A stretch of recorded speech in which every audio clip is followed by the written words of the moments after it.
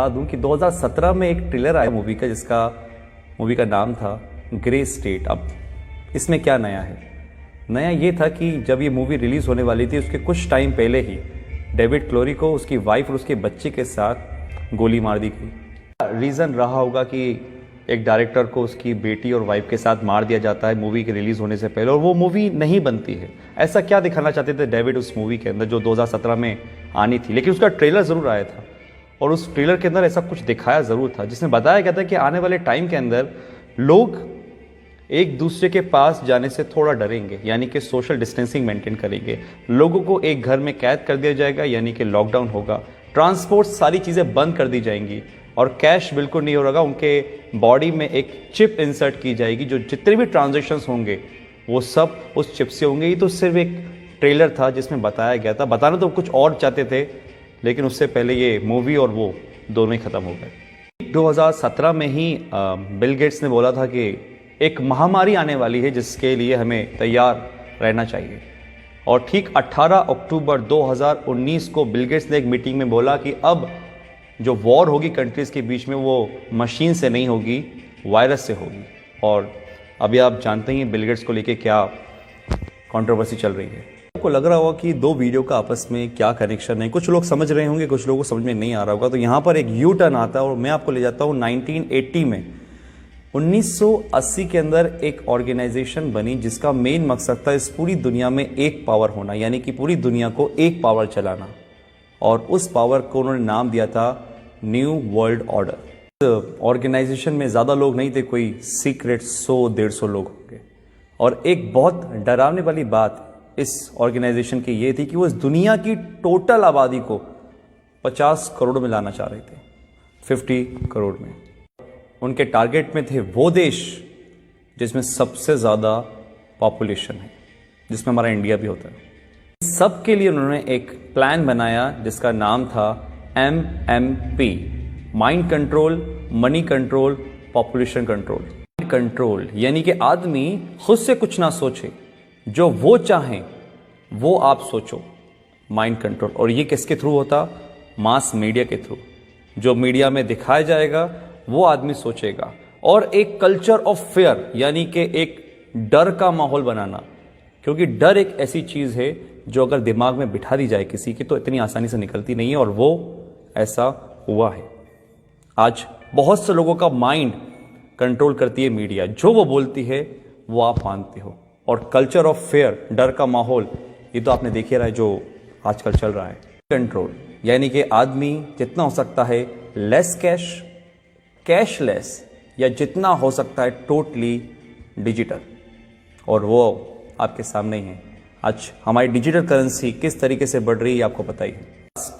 Population control, और वो कैसे होगी? जिस देश की आबादी बहुत ज़्यादा, जहाँ पे बहुत सारे लोग हैं, क्योंकि एक देश की ताकत उसके लोग ही होते हैं, वहाँ की पॉपुलेशन ही होती है।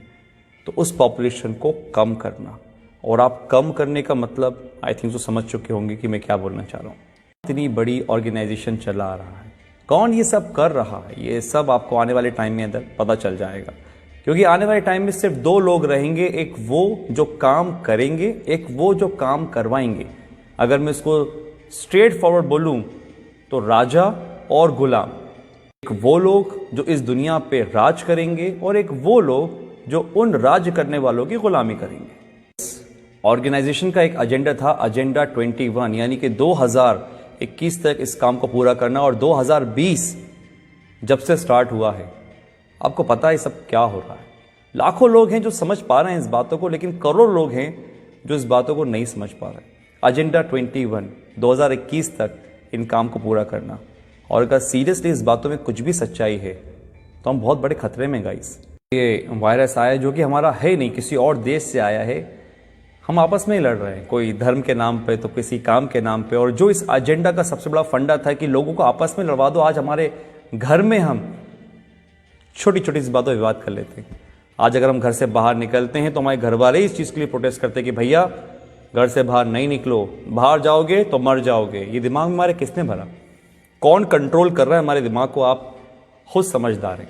बहुत से लोग बोलेंगे कि यार ये तो कुछ कहानी जैसी लग रही है। तो कहानी सही, क्योंकि जो अभी मौजूदा हालात हैं कोरोना से लेकर, ये भी कोई फिल्म की स्टोरी से कम नहीं है, जो बढ़िया से स्क्रिप्ट करी गई है और बहुत अच्छी तरीके से प्ले हो रही है। मैं आता हूँ अपनी पुरानी वाली बात पर कि जो सुबह मेरे साथ इंसिडेंट हुआ कि एक मध्य वर्ग का आदमी जो लोअर मिडिल क्लास है, जो शायद कुछ भी काम करके काम चला रहा था, वो मांगने को नहीं तैयार है। वो 3 दिन पुरानी रोटी खा लेकर छुप कर उठाकर, लेकिन वो मुझसे पैसे लेने को तैयार नहीं था। मैंने फोर्सफुली उसको पैसे लिए थे। ये हालात है। तो एक मैसेज तो ये है कि अगर आपके आसपास कोई देखे जो हो सकता है मजबूर हो लेकिन शर्म के मारे नहीं मांग पा रहा हो, तो उसकी आप ज़रूर मदद करिएगा।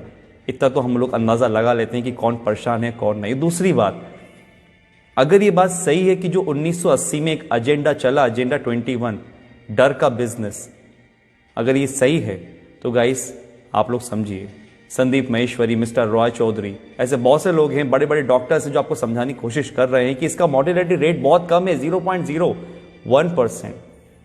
1000 में से एक इंसान मर रहा है, तो फिर किस बात का इतना हाहाकार मचा हुआ है? जस्ट बिकॉज ऑफ, क्योंकि हम जो न्यूज़ देखते हैं वो मीडिया से आ रही है।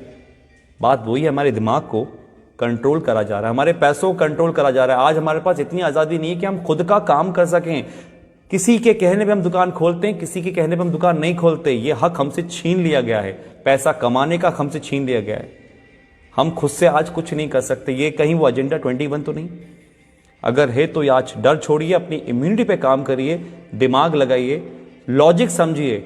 मीडिया क्या बोलती है वो नहीं, आप ये समझिए कि दूसरे जो लोग, लाखों लोग समझ रहे हैं लॉजिकल बात को, उसको पकड़िए, ठंडे दिमाग से सोचिए और फिर फैसला कीजिए कि आपको क्या करना है।